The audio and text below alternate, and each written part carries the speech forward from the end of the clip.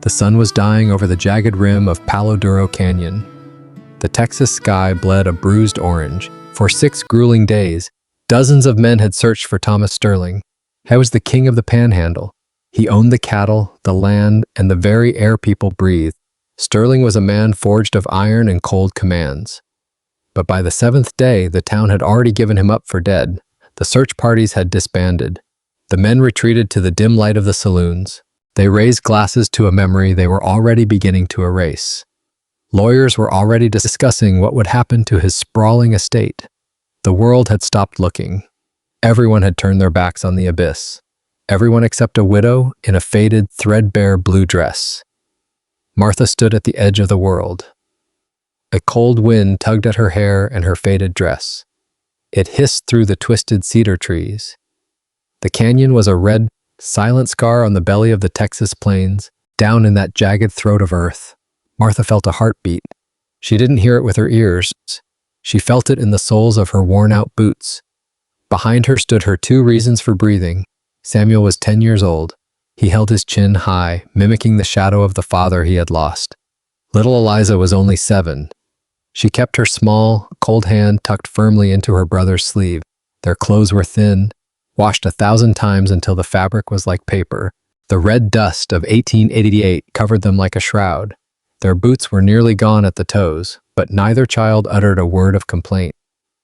They didn't cry for the bread they didn't have. They trusted their mother with a fierce, quiet devotion. Martha knew that hope begins where the world decides to quit. She remembered the way Thomas Sterling had looked at her in town. He was a man of immense, terrifying power. But in his eyes, she had seen a shadow that no amount of gold could reach. She had seen a man as lonely as the Texas wind. Martha was 34 years old. In this brutal land, she felt like she had lived a century. The sun had carved fine lines at the corners of her eyes. The wind had turned her skin to weathered leather. Her hands were rough, calloused by the hoe and the heavy washboard. Her husband, Caleb, had been taken by fever during the terrible winter of 1886–87. It was the season cattlemen would remember as the Great Die-Up. Bitter cold and relentless storms devastated herds across the open range. The fever had been a thief in the dead of night. It took Caleb, the warmth and the heart of their small home. Caleb wasn't a man of gold coins. He didn't have land titles signed by governors. He was a man of the soil and soft, encouraging whispers. He had left her a small cabin with a porch that groaned under the weight of memory. He had left her 2 children with his bright, intelligent eyes. And he had left her a quilt. Martha thought of that quilt now as she stared into the dark abyss. She had spent months stitching it by the flicker of a single tallow candle. She used scraps of Caleb's old flannel shirts. She used pieces of Eliza's first baby blanket. She used a strip of the indigo dress she wore on her wedding day. It was more than fabric and thread. It was a map of a life lived with profound love. It was a history written in every careful stitch. The quilt was draped over the back of Barnaby, their tired gray mule. They weren't out here for a sunset stroll. The air was thin and bit at their lungs. The ground was a treacherous liar.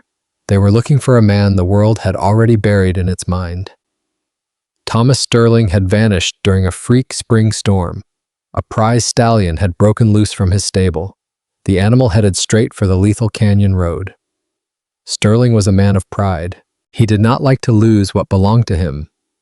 He took his black carriage and went after the horse alone, fueled by stubbornness.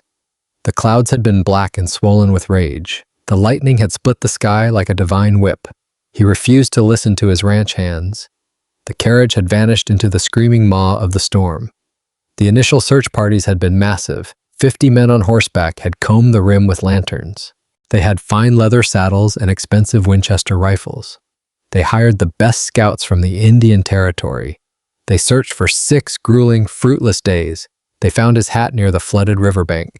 It was crushed and soaked with the red mud of the canyon. The carriage horse was nowhere to be seen. The river had been a cruel, indifferent executioner. Yesterday, the sheriff had officially called off the hunt. No man survives a week in the Palo Duro without water, he had told the crowd. Not when the spirit is broken. The townspeople had nodded, eager to return to their warm beds.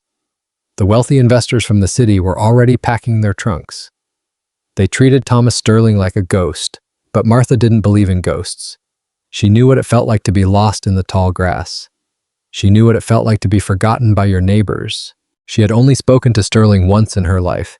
She was buying a small bag of salt in the general store. He had looked at her with a stern, tired face. He had tipped his hat to her children. He had reached into his heavy coat and bought a peppermint for Eliza. To him, it was a gesture of a second. To a poor widow's child, it was a miracle. It was a moment of sweetness in a year of salt and dust.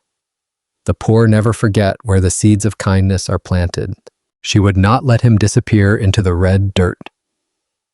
Martha remembered the morning after Caleb died. Neighbors had come with casseroles, kind words, and bowed heads. For 3 days, her porch had been crowded. By the 4th morning, the road was empty again. Life had moved on because life always did, but grief did not move at the same speed. For months, Martha had woken before dawn and reached toward the empty side of the bed. Sometimes the cruelest part of losing someone was discovering how quickly the rest of the world learned to live without saying his name. Perhaps that was why Sterling's disappearance bothered her so deeply. She had watched the town speak of him as if he were already a piece of history. A ranch, a bank account, an estate waiting to be divided. Nobody spoke of the man who had once stopped in a general store long enough to notice a little girl staring at a jar of peppermint candy. Martha did. Kindness was never small to the person who needed it. Caleb had taught her that. He used to say that when a person had almost nothing, the smallest kindness could feel like someone opening a window in a dark room. Thomas Sterling had opened that window for Eliza once. Now Martha intended to leave one open for him. "Mama," Samuel whispered. His voice broke the heavy, oppressive silence. "The light is fading fast." Martha adjusted the thin shawl around her shoulders. "I know, son." The wind was turning from a whisper to a bite. "Why are we here, Mama?" Eliza asked. Her voice was small and shivering. "The sheriff said he's gone to the Lord." Martha knelt in the red dirt, ignoring the stains on her dress. She brushed a stray lock of hair from her daughter's pale face. "Everyone is looking where the path is wide, Eliza." They looked where a horse can ride with ease. But Thomas Sterling was a man of iron will. Stubborn men don't go where they are expected to fall. They fight the wind until their lungs give out. She looked at the western ridge. There was a narrow, jagged passage called the Devil's Throat. It was a place of broken teeth and loose, treacherous stone. It was too steep for a search party of 50. It was too dangerous for a fine stallion. But Caleb had known these canyons like the palm of his hand. He had taught Martha the hidden cuts and the secret draws. He had shown her where the earth held its deepest secrets. "We're going down," Martha said. Her voice was firm, steady, and unbreakable. It was the voice she used when the crops withered in the heat. It was the voice she used when there was no wood left for the stove. Samuel took the mule's lead without a word. He was a good boy, aged by the weight of survival. He knew their flour barrel was scraping the bottom. He knew the roof leaked every time the sky turned gray. If they found a trace, there might be a reward to save their home. But Martha wasn't thinking about the gold coins. She was thinking about a man alone in the terrifying dark. The descent was a brutal test of faith. The path was a lie made of crumbling shale and shadow. Red dust rose in clouds that burned their lungs. It tasted of iron and ancient time. Every step was a gamble with the laws of gravity. The children moved like mountain goats in the fading light. They were sure-footed, silent, and brave. The sun hovered just above the rim like a dying coal. The last light spilled between the canyon walls like liquid fire. Long, hungry purple shadows were gathering in the depths. They reached a small, hidden plateau halfway down. The air was cooler here, smelling of damp stone and mountain cedar. Suddenly, Eliza stopped dead in her tracks. She gripped Samuel's hand until her knuckles were white. She pointed toward a pile of twisted, dark wood. It sat at the bottom of a 50-foot drop. "Mama, look!" Martha's heart hammered against her ribs like a trapped bird. It wasn't a fallen cedar tree. It was the shattered remains of a fine black carriage. The polished wood was splintered into 1,000 jagged pieces. The expensive paint was gouged by the terrible tumble. One wheel was detached, lying on its side in the dust. It was spinning slowly, caught in the canyon draft. Click, click, click. It looked like a broken toy discarded by a giant. Martha scrambled down the slope, ignoring the rocks tearing at her skin. She didn't look for a safe path. She slid through the thorns and the sharp cacti. She reached the wreckage, her breath coming in ragged gasps. The carriage was a hollow shell. "Mr. Sterling," she shouted. Her voice was a small, fragile bird in the vastness. It came back to her, hollow and mocking. "Thomas Sterling, can you hear me?" The wind was the only entity that answered. Then, she heard a sound that chilled her blood. It wasn't a voice. It was a scraping noise, like a fingernail on cold stone. It was faint. It was desperate. It came from beneath a ledge of ancient red granite. Martha grabbed the lantern from the mule. Her hands were shaking with a sudden, violent chill. She struck a match. The sulfur smell was sharp and stinging. The flame flickered, threatened by the wind. Then it took hold, a tiny amber eye in the darkness. She held the light over the edge of the ledge. There he was, at 52. Thomas Sterling was one of the wealthiest ranchers in the Texas Panhandle. Yet now he lay helpless among the thorns and red dirt. I was trapped in a bed of cruel thorns. His fine wool coat was nothing but tatters. His white linen shirt was ruined by mud and old blood. His right leg was pinned. A slab of fallen rock had trapped him against the earth. He could not pull himself free. He had been there for 6 nights. Beside him sat a dented metal cup. The dripping rainwater had been the only thing keeping him alive. Water still dripped slowly from a crack in the granite. His face was as pale as a winter moon. His eyes were glassy, burning with the fire of fever. "Is it the angels?" he wheezed. His voice was like sandpaper on bone. Martha climbed down beside him, her heart breaking. "No, Miss Sterling," she said, her voice a soft caress. "It's just Martha, your neighbor from the ridge." He blinked, struggling to focus his gaze. "They stopped looking," he whispered, a tear tracing through the dust on his cheek. "I didn't stop," Martha said firmly. "And you're not dying in this hole tonight. Samuel, bring the water. Eliza, get the quilt and bring that last piece of bread." The children moved with the practiced urgency of frontier life. Martha looked at the rock pinning him down.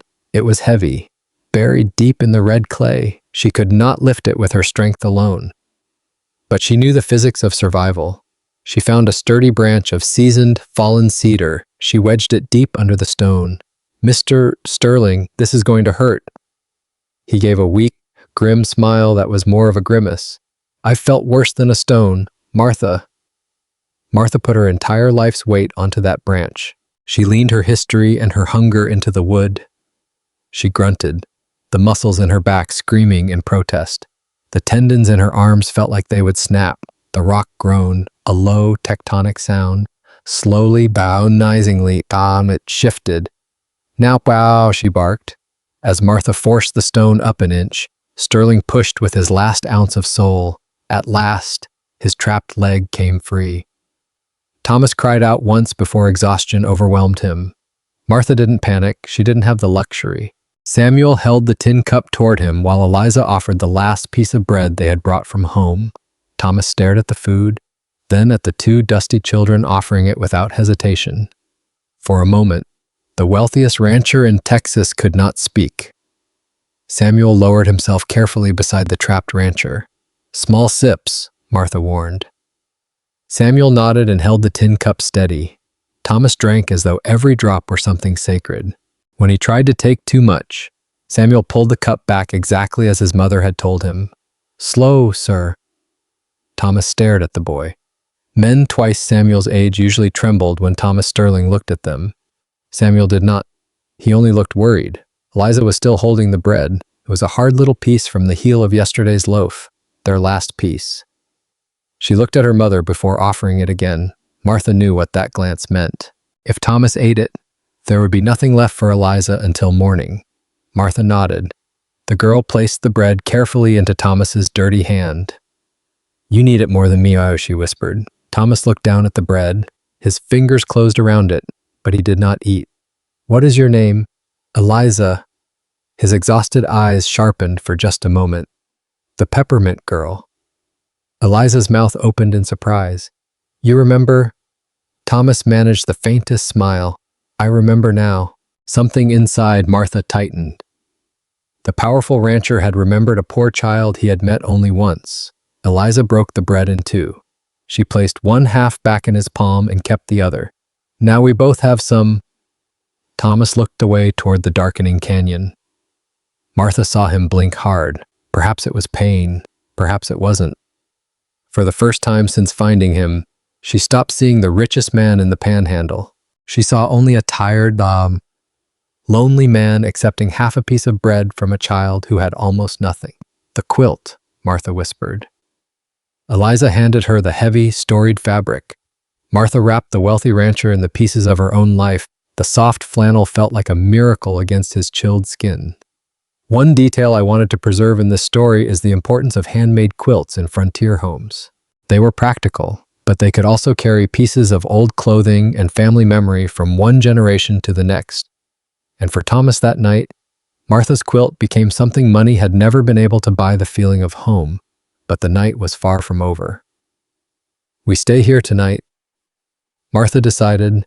The stars were beginning to crown the canyon. They were cold, distant, and sharp like diamonds. We build a fire and wait for the sun. The fire crackled to life, a small orange heart in the vast dark. Martha sat close to Thomas, ignoring the social distance of their lives. She let his heavy head rest against her lap. She shared her warmth with the exhausted rancher. His breathing began to settle into a rhythmic labor. Why? He whispered around the stroke of midnight. Why did you come for a man like me? I'm a stranger to your table, Martha. Martha looked into the dancing flames. My husband always said a man isn't lost until his name is forgotten. The town was ready to bury your name, Thomas. My children and I were not. He looked down at the quilt covering his chest. This is the most beautiful thing I've ever felt. I can feel the stories in the stitches. It's my life, Martha said softly. Every scrap is a day I choose to remember. That blue square is from Eliza's first Sunday dress. That brown flannel is from Caleb's favorite working shirt. Thomas reached out a trembling, bruised hand. He touched a piece of faded yellow calico. My mother had a dress this color, he said, his voice breaking. The color of summer wheat in the morning. I haven't thought of her in 40 years. I've been too busy building walls of gold to remember her face. Memory is the only medicine for a lonely soul, Martha said. She took out a needle and a spool of thread from her pocket. She began to stitch a long tear in his ruined sleeve. It was a quiet act of dignity in a wild, lawless place. It reminded him of what it felt like to be a boy who was loved. Thomas watched Martha pull the thread through his torn sleeve. My wife used to mend things, he said quietly. Martha did not look up. So did Caleb. For a while, only the fire spoke between them. Thomas stared into the flames.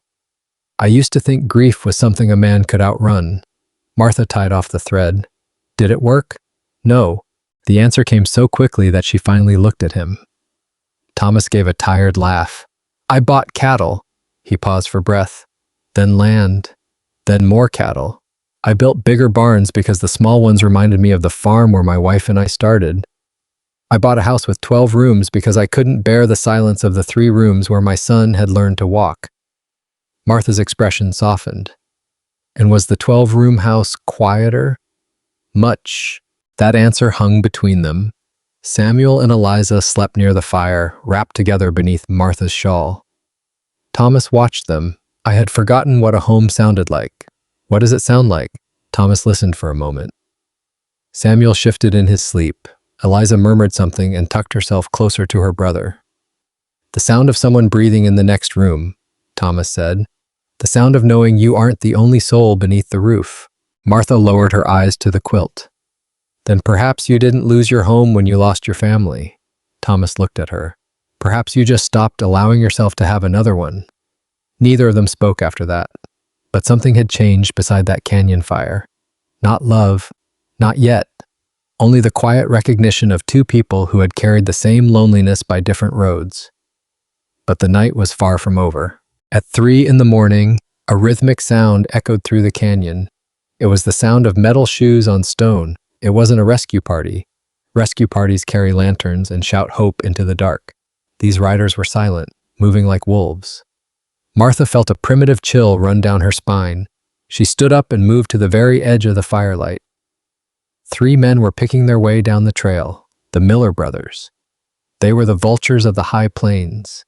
They had heard rumors of money changing hands over Sterling's disappearance. But they weren't here to play the heroes. There were men in town who wanted Sterling gone forever. The Millers were here to ensure the ghost stayed a ghost. "Who's out there?" Jude Miller shouted. His voice was like a rusted hinge in the cold air. Martha stepped fully into the light, her silhouette sharp. She held Caleb's old Winchester rifle across her chest. It was heavy, and her hands were shaking with fatigue, but her heart was made of Texas granite. She looked back at her sleeping children. Fear tightened her chest like a corset. She had already lost her husband to the wind and the fever, but if she stepped aside now, her entire life would be a lie. "This is my camp," she said, her voice echoing off the walls.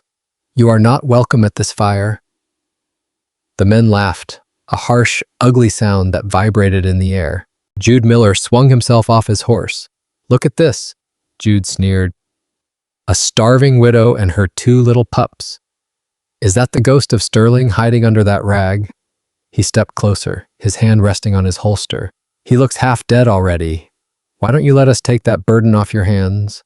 "I've already buried 1 good man," Martha said, her voice low. She cocked the rifle. The metallic click was loud, final, and terrifying. "I won't stand by and watch another be stolen. Move along, Jude, while you still have your health." The tension was thick enough to choke on. Samuel moved instinctively closer to his sister. He took Eliza's hand and stood behind their mother. The Miller brothers hesitated. They were bullies and cowards at heart. They didn't like a fair fight against a woman with nothing left to lose. "You're making a grave mistake, lady," Jude hissed. "We'll see you at sunrise when the light is better." They turned their horses and vanished back into the shadows. Martha didn't lower the rifle until the sound of hooves was gone. She turned back to Thomas, her knees finally buckling. "You should have let them take me," he whispered. "I am not worth the lives of your children." Martha sat back down and picked up her needle.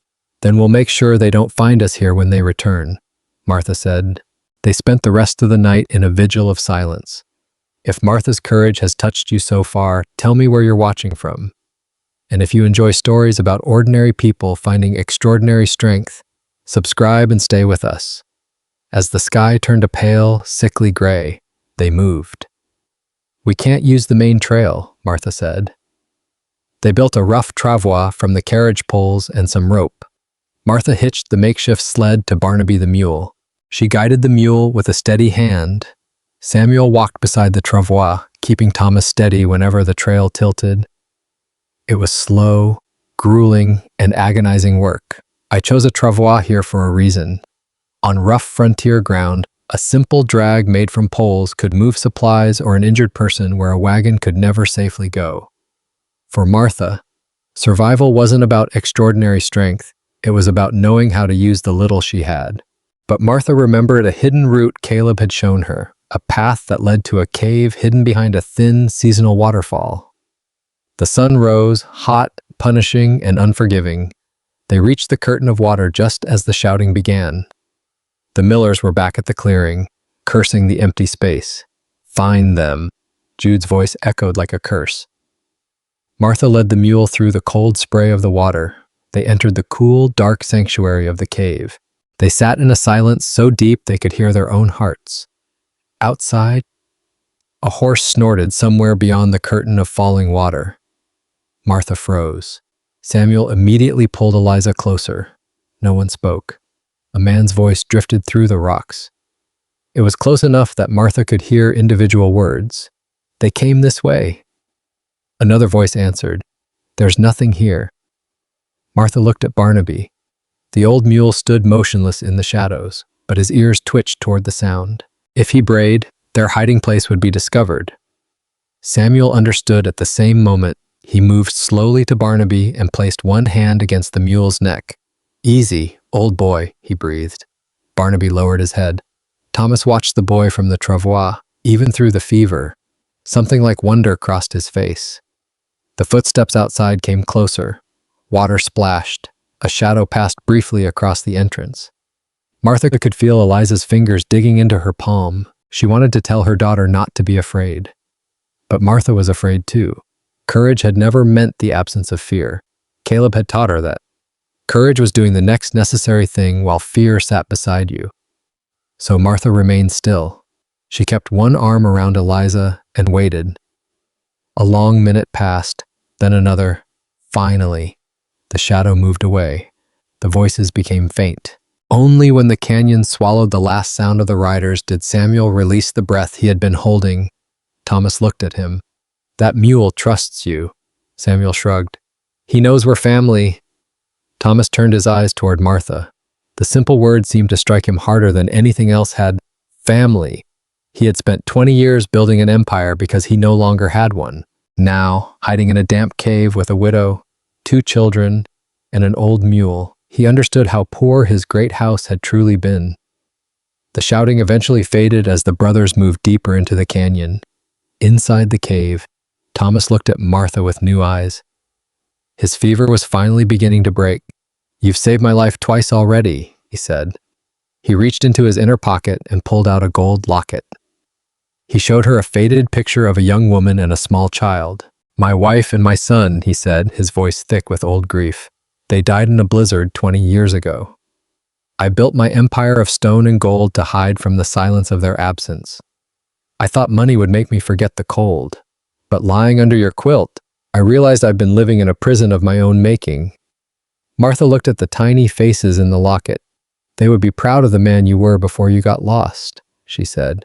"They would want you to be a man of flesh and blood again." Martha shared her last bit of dried beef. She gave her entire portion to Thomas and the children. "I'm not hungry," she lied, her stomach cramping with emptiness. Thomas saw the truth in her eyes.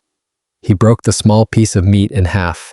He held it back toward her with a trembling hand. Martha took it, and for a moment, their fingers brushed. It was the first time she had felt the touch of a man since Caleb. They didn't say thank you, Sal, in the Texas Panhandle. You didn't need words for the things that mattered, but the next morning, the canyon was eerily silent. Martha led the mule for the long, vertical climb back to the world. 10 hours of exhaustion, dust, and silent prayer. When they finally stepped onto the flat plains, the sun was setting once more. A lone rider appeared on the horizon. It was the sheriff, looking weary and defeated. He froze in his saddle when he saw the small procession. "Lord have mercy on us," he breathed, tipping his hat back. "Is that actually Sterling?" "It is," Martha said, her voice cracking with exhaustion. "He's broken, but he is very much alive." The sheriff looked at one of the wealthiest ranchers in the Panhandle wrapped in a poor woman's quilt. "You found him," the sheriff said in awe. "Every experience tracker we sent into that canyon gave up." "I didn't," Martha said simply. 3 mornings later, Martha woke to a strange sound on her roof. Men were up there, laying brand new cedar shingles. A massive freight wagon sat in her yard, overflowing with flour, sugar, and salted meat. A strong, young mule was tied to her fence, braying at the morning. A man in an expensive suit approached her and handed her a thick envelope. It was a legal deed to a modest stretch of grazing land adjoining her small homestead. More important, the property included access to a deep, reliable well. Inside the envelope was a note written in shaky, recovering handwriting. "For the woman who remembers the names of the lost, I'm coming for Sunday dinner as soon as I can walk." When I shaped this ending, I didn't want Thomas to repay Martha with money alone. What mattered more to me was showing how one remembered act of kindness could change the way 2 lonely people understood home. So his first real promise to her wasn't about land or cattle, it was simply Sunday dinner. Thomas Sterling was a changed man after that week in the dirt. He still ran one of the largest ranches in the Panhandle, but wealth was no longer the measure of his life. He built a school for the children of the Ridge, he paid for a permanent doctor to live in the Panhandle, and he kept his promise about Sunday dinner. He came every single Sunday after that, The first Sunday, Thomas arrived leaning heavily on a cane. Samuel ran to meet him before the carriage had fully stopped. Eliza followed with a jar of wildflowers she had picked beside the fence. Martha remained on the porch. She told herself she was only making sure he did not fall. But when Thomas looked up and smiled at her, she realized she had been listening for the carriage wheels all morning. He brought no expensive gifts. Martha had made that clear in a note sent back through one of his ranch hands. So Thomas brought himself. He sat at her plain wooden table and ate chicken stew from a chipped bowl. He praised Eliza's biscuits even though one was nearly hard enough to hammer a nail. He listened while Samuel described a fence he wanted to repair. After supper, Thomas helped Martha carry the dishes to the wash basin. "You don't have to do that," she told him. "I know." That was why she let him. The next Sunday, he arrived without the cane. A month later, he brought a small cedar board and helped Samuel repair the loose step on the porch. By midsummer, Thomas no longer waited to be invited inside. Eliza saved him a place beside her at the table. Samuel began asking him questions about cattle, wells, and horses. And Martha began noticing things she had refused to notice at first. Thomas laughed more now. He listened before he spoke. Sometimes, when the children were outside, he and Martha sat on the porch without saying anything at all. The silence between them was no longer empty. One evening, Thomas looked toward the western horizon. "I spent 20 years believing loving someone again would betray the people I lost." Martha folded her hands in her lap. "I thought the same thing. And now..." She looked toward Caleb's old barn, then toward Samuel and Eliza chasing fireflies near the fence. "Now I think love doesn't erase what came before." Thomas turned to her. "It just gives it somewhere new to live." Martha smiled. "Something like that?" Thomas did not reach for her hand. Not that evening. There was no need to hurry. They had both learned what could be lost when life moved too quickly. So they let affection grow the way good things often did on the frontier. Slowly, quietly. One Sunday at a time, they deeply respected the ghosts and the memories they both carried. But by the following spring, under the blooming wild plum trees, they were married. Thomas never asked her to put away the memory of Caleb. Martha never asked him to forget the family he had lost to the snow. They had learned that a human heart is like the Texas sky. It can always make room for another sunrise. Thomas discovered that a true home isn't measured in acres. It is built by the people who stay when everyone else has walked away. Sometimes, saving another person's life is the only way we find our own. The red dust finally settles. The stars shine bright over the Palo Duro. Hope is never truly lost in the dark. It just waits for someone brave enough to go down and look. If Martha and Thomas's story stayed with you, tell me which moment touched your heart the most. And subscribe if you'd like to join us for more stories of love, courage, and second chances in the Old West. Peace be with you. This is a fictional historical romance inspired by the hardships and resilience of frontier life. AI-assisted tools may have supported parts of the creative production, while the story characters and dramatic events are presented for entertainment and storytelling purposes. The end.